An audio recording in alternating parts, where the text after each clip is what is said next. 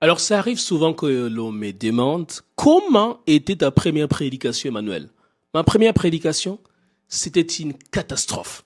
Et dans cette vidéo, je vais vous partager évidemment l'histoire derrière cette première prédication, pourquoi c'était une catastrophe, mais ce que j'ai retiré vraiment en tant que leçon, en tant qu'enseignement. Et ce qui fait aujourd'hui, je suis devenu cofondateur et directeur général de l'école biblique Tremplin Chrétien, la seule école biblique digitale dont la mission est de former, d'encadrer et de propulser des prédicateurs de l'évangile dans leur génération. Alors, si vous voulez en savoir un peu plus, c'est surtout la prochaine cohorte que l'on va former, composée de 20 prédicateurs, que vous soyez prédicateur en herbe, prédicateur confirmé, prédicateur depuis plusieurs années, mais je vous garantis, ce que l'on va vous apprendre durant justement la formation de 7 semaines va vous doter des outils qui vont vous permettre d'être encore beaucoup plus efficace et surtout polyvalent dans l'exercice de votre ministère. Alors, je ne vous en dis pas plus, visitez www.tremplinchrestien.com.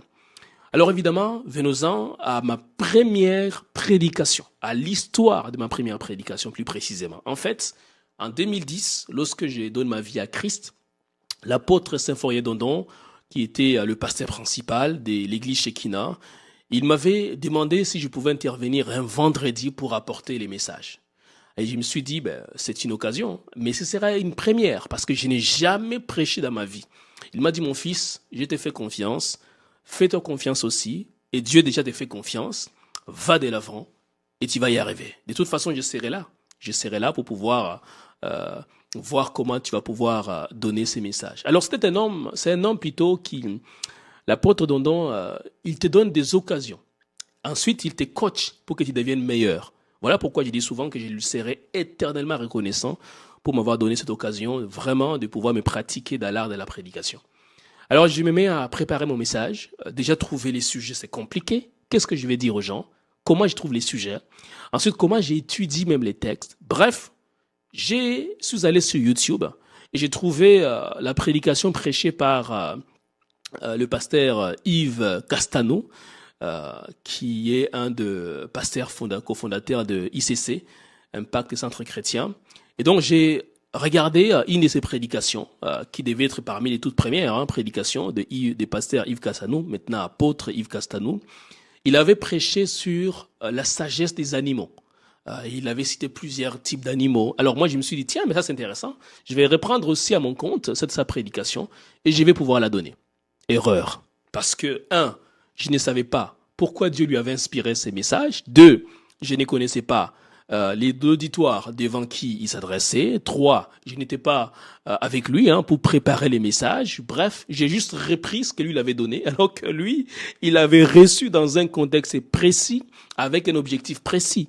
Moi, les reprenant, je n'avais pas tous ces éléments en arrière-plan. Et voilà pourquoi donc, je pense que ça a été un flop, un échec. Donc, quand je me mets devant le peuple pour commencer à prêcher, déjà, première erreur, je ne regarde même pas les gens. J'ai regardé mon texte biblique du début à la fin. Vraiment, et je me rappellerai encore comme si c'était aujourd'hui, une sœur, une très grande sœur à moi, pour qui j'ai beaucoup de respect, d'admiration et beaucoup d'amour, que j'appelle affectueusement grande sœur Vicky Keita. Elle m'a dit, Emmanuel, quand tu prêches, balaye la salle par ton regard. Regarde les gens, mais tu ne regardes même pas les gens. Tu ne balayes même pas la salle par ton regard.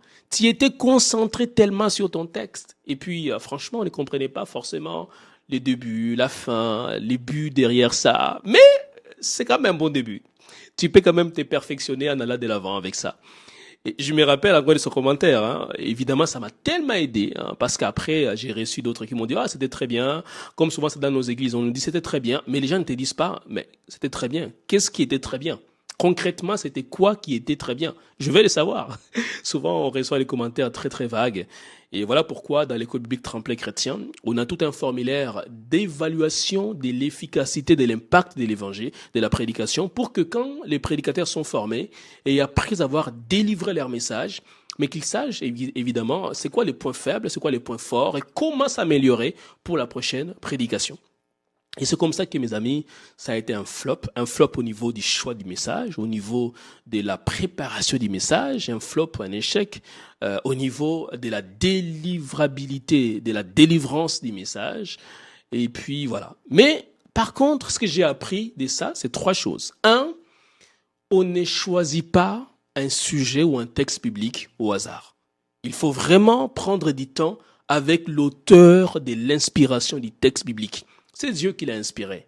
La première chose qu'un prédicateur doit faire, c'est d'aller voir Dieu, de lui demander, Seigneur, de quoi veux-tu que je parle à ton peuple? Qu'est-ce que tu veux que je puisse communiquer à ton peuple? C'est Dieu qui connaît son peuple, c'est Dieu qui connaît l'assemblée. Il sait les besoins de l'assemblée. Donc c'est nécessaire d'aller vers Dieu, de lui demander exactement ce dont l'assemblée a besoin. À partir de là maintenant, une fois que vous avez une inspiration, un message de la part du Seigneur, là vous pouvez préparer votre message. Deuxième leçon que j'ai tirée, c'est que il ne faut pas donner un message sans but, sans objectif. Il faut toujours avoir en tête un objectif. Pourquoi tu veux prêcher sur tel texte biblique? Pourquoi tu veux parler de tel thème biblique? C'est tellement important de pouvoir avoir un objectif en tête. Est-ce que le but c'est d'enseigner, c'est d'instruire, c'est de corriger, c'est de convaincre? Quel est l'objectif qui est visé?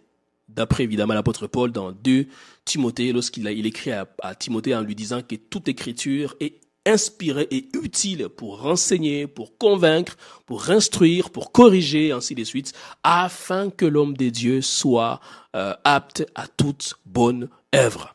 Et donc, moi, je n'avais pas forcément cette notion à l'époque. Et troisième leçon que j'ai tirée, c'est l'importance de connaître l'auditoire.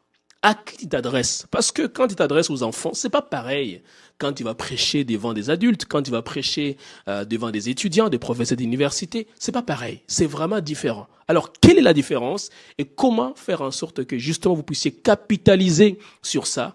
Voilà un peu des éléments que je ne connaissais pas. Et aujourd'hui, voilà pourquoi, en enseignant l'école biblique, en formant des jeunes prédicateurs, eh bien, je leur transmets beaucoup de ces notions. Et j'ai compris à quel point, si nous, on ne forme pas ces prédicateurs, ces jeunes qui aspirent au ministère de la prédication, ce sera aussi une catastrophe. Et vous savez, malheureusement, dans nos églises, il n'y a pas de structures qui sont mises en place pour former des prédicateurs.